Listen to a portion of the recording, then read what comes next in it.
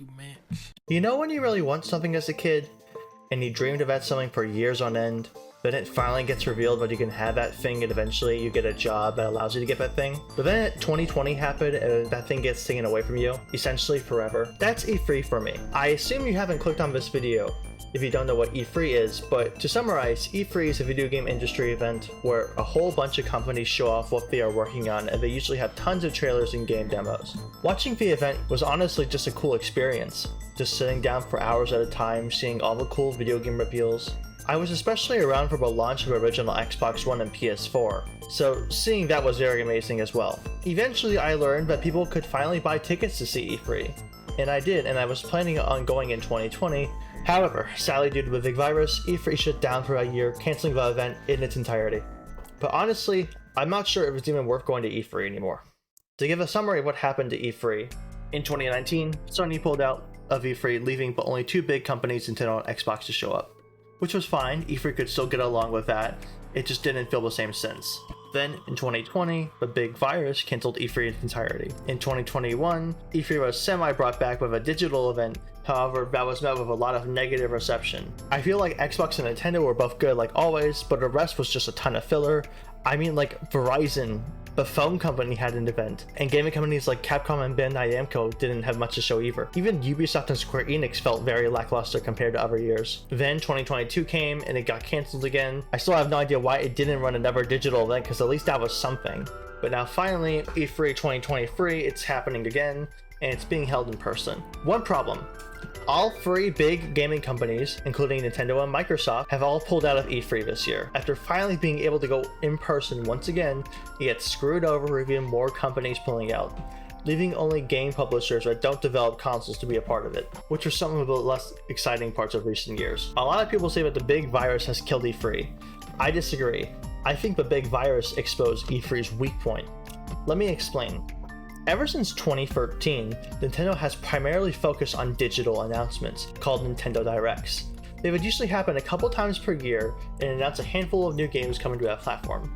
Before then, Nintendo was doing their showcases like everyone else in person, but ever since then, Nintendo Directs have gotten a lot more popular, with often being the E3 ones that get people most hyped up. I mention this because it seems like after the big virus hit other companies, especially Sony and Xbox, they decided to take it upon themselves and release their own form of digital conference. Xbox has their game showcases, which are more like the E3s we held in previous years, except it's fully digital. Xbox has this thing called Developer Directs as well, which focuses on depth in a handful of previously announced games rather than a whole bunch of new games. Sony has the PlayStation State of Play, which are basically smaller but more frequent Nintendo Directs. The State of Plays are very hit or miss, but I still enjoy watching them.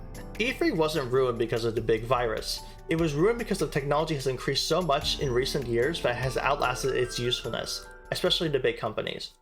Look at this from a small business standpoint.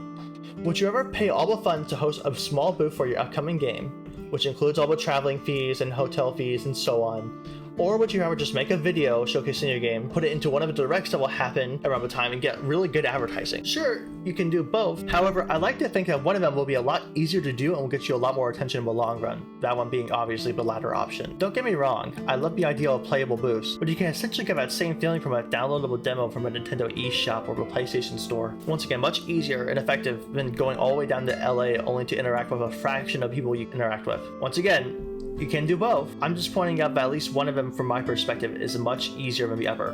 What I'm trying to get at is I'm going to miss E3. For old E3 where all the companies were together and you could test out new games before they even release and still see all the physical or digital events from games all in one place. However, in this modern era, E3 isn't the only gaming event now. The Summer Games Fest is a very big digital event that happens right before E3. On top of that, the Game Awards is another big event as well. I'd argue that the Game Awards last year was a lot better than E3 2021. Regardless of all these events, I'll be surprised if E3 will be around for much longer, or at the very least E3 being a physical event for much longer.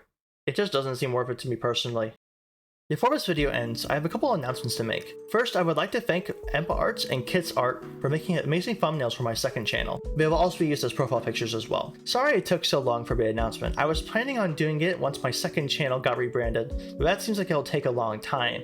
Their Fiverr links and Twitter links are in the description of this video. Speaking of the second channel, instead of the weekly uploads, I decided to essentially do uploads a lot more casually on there.